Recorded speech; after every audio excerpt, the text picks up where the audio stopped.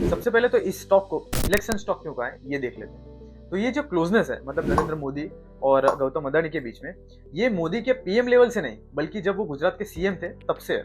और वहां से गौतम अदानी को मोदी लेड गवर्नमेंट का फोकस किस दिशा में होगा या हो सकता है इसका एक आइडिया था।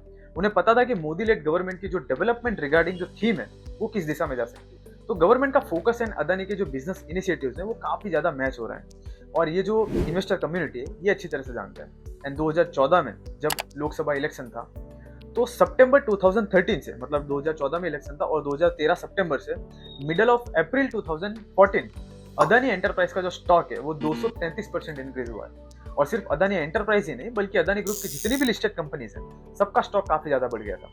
लेकिन फिर भी बाकी सब कंपनीज में आई हुई ग्रोथ का अगर टोटल भी कर दिया जाए तो भी अदानी एंटरप्राइज में जो ग्रोथ आई थी उसकी बराबरी शायद ना हो पाए। और ऐसी सिचुएशन 2019 लोकसभा इलेक्शन के दौरान भी आई थी, क्योंकि उस वक्त भी प्री इलेक्शन जब स्टेट इलेक्शंस के रिजल्ट आए पोल्स एंड अदर प्रेडिक्शंस के थ्रू कहीं ना कहीं मोदी लेड गवर्नमेंट जो फिर से स्ट्रॉन्ग पोजीशन पर लग रही थी। तो फिर से Adani stocks and specially Adani enterprise में अच्छी खासी ग्रोथ आई थी।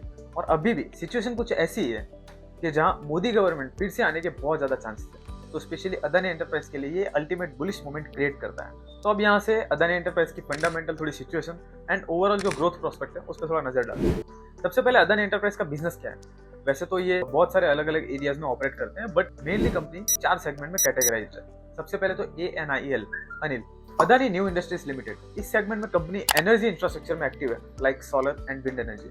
इस सेगमेंट के अंदर कंपनी ग्रीन हाइड्रोजन इकोसिस्टम पर अल्टीमेट फोकस्ड है। ग्रीन हाइड्रोजन इकोसिस्टम ये एक नया टॉपिक है, ये एक बहुत ही बड़ी मुहिम बनता जा रहा है पूरे कंट्री के अंदर पूरे वर्ल्ड के अंदर, जो कि एक upcoming highly demanded energy source हो सकता है।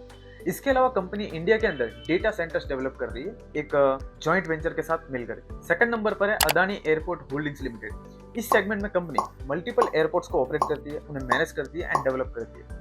अदानी एंटरप्राइज का ये third largest revenue generating business है, जिसमें कंपनी एक बहुत बड़ा amount as a capex implement करने जा रही है। Third one Adani road transport limited. यहाँ कंपनी road infrastructure and railway infrastructure regarding construction work करती है, जिसमें expressways, bridge construction, metro and other heavy and civil engineering categories में ऑपरेट करती है। लास्ट है माइनिंग बिजनेस। इस सेगमेंट में कंपनी कोल माइन करती है एंड ग्लोबली जो कोल सप्लायर्स हैं लाइक ऑस्ट्रेलिया, तो इनके पास कोल इंपोर्ट करती है इंडिया के अंदर एंड इंडियन कस्टमर्स को सप्लाई करना ये इनका काम है।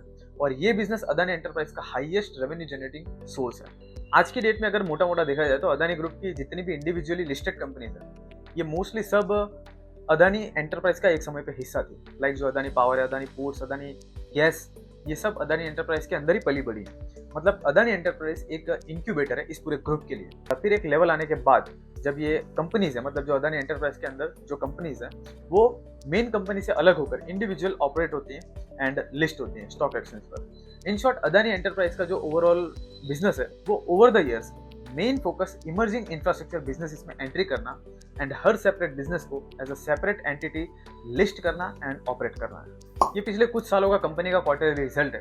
इसमें कुछ चीजें हैं जो नोटिस करने वाली है, जैसे कि सेल्स जिसमें कोई स्टेबल ग्रोथ नहीं है, ओवर द टाइम ग्रोथ है बट फ्लक्चुएशंस काफी ज्यादा है। इसके अलावा सबसे इंपॉर्टेंट थिंग है ऑपरेटिंग प्रॉफिट मार्जिन, जो इनिशियल क्वार्टर्स में 5 से 6% है लेकिन आखिर के 4 क्वार्टर्स में यही ऑपरेटिंग प्रॉफिट मार्जिन 10 से 11% का हुआ है। इसके अलावा इंटरेस्ट एक्सपेंसेस लास्ट क्वार्टर में ये आधे से भी कम हो गया है, जिसका बड़ा इंपैक्ट नेट प्रॉफिट में दिख सकता है, क्योंकि पूरे अदानी ग्रुप का जो डेट है वो इन्वेस्टर कम्युनिटी के लिए एक बहुत बड़ा सर का दर्द है। वैसे तो लास्ट क्वार्टर में कंपनी का 2-3 साइड से फायदा हुआ है। लाइक उनके जो नए बिजनेसेस हैं जो अदानी एंटरप्राइज के अंदर इंक्यूबेटेड है मतलब डेवलप हो रहे हैं उनमें एक ग्रोथ मोमेंटम आया है। इंटरेस्ट एक्सपेंसेस कंपनी का बहुत बड़ा एक्सपेंस होता है जो अब आधे से भी कम हुआ है। And last operating profit margin जो पिछले 3-4 क्वार्टर से डबल हुए हैं। इन सारे फैक्टर्स का कंबाइन इम्पैक्ट क्या हुआ है कि कंपनी का जो नेट प्रॉफिट है वो एक्सट्रीमली इंक्रीज हुआ है। अगर रेशियोज की बात करें तो debtors day and inventory days में बहुत अच्छा इंप्रूवमेंट आया, मतलब दोनों आधे से भी कम हो गए। मतलब जो टर्नओवर है मतलब एक तरफ से प्रोडक्शन होना दूसरी तरफ से माल बिक जाना, तो ये जो टर्नओवर है ये बहुत स्पीड में हो रहा है। अदानी एंटरप्राइज बहुत ही एग्रेसिवली कैपेक्स इंप्लीमेंट कर रहे हैं। एक बहुत ही जाना माना नाम है जेफरीज, जिनके अकॉर्डिंग कंपनी का जो एयरपोर्ट बिजनेस है एंड ग्रीन हाइड्रोजन इकोसिस्टम है जिसकी हमने पहले बात की, ये कंपनी का रेवेन्यू अपकमिंग ईयर्स में डबल कर सकते हैं लाइक 2026-27 के आसपास, ज्यादा दूर नहीं है। एंड जनरली ऐसा होता है कि एक बड़ा बिजनेस ग्रुप जो होता है उनके जो नए नए इनिशिएटिव्स होते हैं उसमें कंपनी बहुत ज़्यादा कैपिटल डालती है, क्योंकि वो पेरेंट कंपनी ऑलरेडी बहुत ज़्यादा सीख चुकी होती है, एक्सपीरियंस्ड होती है और स्ट्रांग होती है।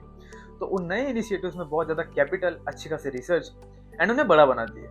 फिर वो जो इनिशिएटिव्स है अगर स्ट्रॉन्ग पोजीशन पर आ जाते हैं, नो डाउट बहुत सारे ऐसे होते हैं जो फेल भी होते हैं, बट कुछ ऐसे होते हैं जो स्ट्रॉन्ग हो जाते हैं एंड रेवेन्यू जनरेट करने लगते हैं, तो ये पेरेंट कंपनी का ओवरऑल परफॉर्मेंस पर मैसिव इम्पैक्ट क्रिएट करते हैं। तो जैसा कि अदानी एंटरप्राइज के नए बिजनेसेस में मोमेंटम क्रिएट होने लगा है, according to Jefferies, next decade में अदानी बकेट में अदानी एंटरप्राइज से निकली हुई और भी ऐसी कंपनीज होंगी जो स्टॉक एक्सचेंज पर इंडिविजुअली लिस्टेड होंगी। अदानी एंटरप्राइज का पीई रेशियो 105 है, वहीं पे इंडस्ट्री पी 119 के आसपास है। कंपनी जिस भी डायरेक्शन में ऑपरेट कर रही है सब हाईली डिमांडेड है, बट इनका थोड़ा रिस्की माइंडसेट है। डेट काफी ज्यादा हो जाता है, कैपेक्स अल्टीमेट बहुत ज्यादा इंप्लीमेंट कर देते हैं।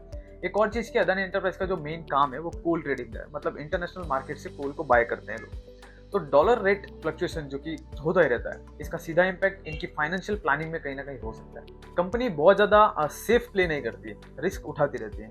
इसके अलावा अदानी एंटरप्राइज का जो बिजनेस मॉडल है वो लेटेस्ट गवर्नमेंट डेवलपमेंट एरियाज के साथ काफी मैच होता है। तो अभी जो नेक्स्ट गवर्नमेंट है वो कंफर्म नहीं हुई, चांसेस है कंफर्म नहीं हुई है। तो अगर बाई चांस गवर्नमेंट चेंज होती है तब तो फिर अदानी एंटरप्राइज बहुत ही ज्यादा नेगेटिवली हैम्पर हो सकता है। तो इन शॉर्ट कुछ कंसर्न्स हैं, लेकिन ये सब कंपनी के इंटरनल इश्यूज में से नहीं है, ये सब आउट ऑफ द कंपनी है, मतलब मैक्रो इश्यूज आप कह सकते हो। तो अदानी ग्रुप का जो रिस्क एपेटाइट है थोड़ा ज्यादा है, इसके सामने जो इन्वेस्टर होंगे उनका रिस्क एपेटाइट भी थोड़ा ज्यादा होना ज्यादा जरूरी है या ज्यादा अच्छा रहेगा। और ये एक ओवरव्यू है, बिफोर इन्वेस्टमेंट आपको खुद का एनालिसिस और एक डिटेल एनालिसिस बहुत ज्यादा जरूरी है। मेरा जो पॉइंट था वो ये था कि इलेक्शन के दौरान ये स्टॉक हाइपर एक्टिव हो जाता है। तो अगर इस इलेक्शन स्टॉक की जानकारी अगर आपको भी अच्छी लगी हो तो इस वीडियो को प्लीज लाइक कीजिएगा एंड चैनल को भी प्लीज सब्सक्राइब कीजिएगा।